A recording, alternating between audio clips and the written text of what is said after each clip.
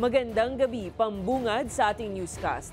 Nais ng isang cultural and peace advocate na ipatawag at imbestigahan din ng Independent Commission for Infrastructure si First Lady Liza Araneta Marcos at Cosmic Technologies Chief Maynard Ngu dahil umano sa kanilang koneksyon sa flood control anomaly. Sinabi naman ng ICI na posible ito kung may sapat, reliable at competent na basehan.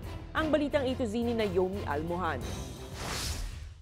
Sa pagpapatuloy ng investigasyon ng Independent Commission for Infrastructure, dumulog sa tanggapan ng komisyon ngayong Martes ang nagpakilalang cultural and peace advocate para magsumiti ng letter of sentiment na naka-address kay ICI Chair Retired Justice Andres Reyes. Ang itinuturo ni John Santander, si First Lady Liza Araneta Marcos at tech billionaire at Chief Executive Officer ng Cosmic Technologies na si Maynard Ngu na konektado sa irregularidad sa flood control project sa bansa. Hindi rin kami pro-Marcos, hindi rin kami mga DDS, hindi kami mga kakamping.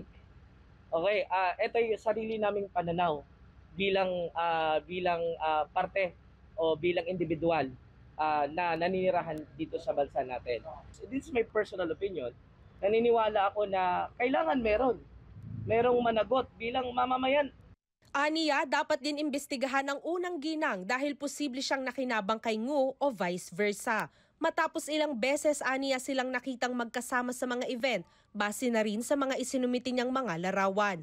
Matatanda ang pinangalanan ni dating Public Works Secretary Roberto Bernardo Singu na umano'y bagman ni Senator Chis Escudero pagdating sa mga kickbacks sa flood control projects. Ang gusto namin is maimbestigahan si Maynard Ngu na nawala na sa balita ilang buwan na may kinalaman kay First Lady Araneta Marcos. So naniniwala kami na kailangan imbestigahan talaga. Sa letter of sentiment, sinabi ni Santander na ang koneksyon ni Ngu sa unang ginang ang posibleng dahilan ng pagkakatalaga nito sa mga pwesto sa pamahalaan, gaya ng aniya ng pagiging special envoy to China for trade, investment and tourism nito.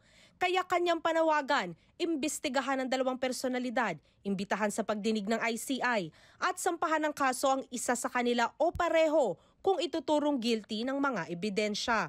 Ayon naman sa komisyon, if there's any reliable and competent basis for the commission to invite any personality, as I said before, that would lead to finding the truth para malaman natin kung ano talaga yung katotohanan. But of course, we have to validate this. No? Mabusisi umano kasing sinasala ng ICI ang mga dokumento. We are also being cautious kasi we want to make sure that any information that gets to the commission is in a way credible. Susuriin namin mabuti yan na kasi nga nag-iingat kami dito na yung commission ay hindi magagamit para sa anumang political agenda or leverage. Iginiit din niya na hindi kailanman scripted ang ginagawang investigasyon ng komisyon sa kabilayan ng kaliwat kanang batikos. Panagutin kung sino yung mga may sala, yung mga ninakaw na pera sa taong bayan, ibalik ito sa kanila. Ngayong darating na Miyerkules, nakatakdang dumalo sa pagdinig ng komisyon si Trade and Industry Secretary Cristina Aldeguer Roque para alamin ang sistema sa pag-accredit sa mga kontratista sa government projects. Para sa Balitang A to Z, Naomi Almohano.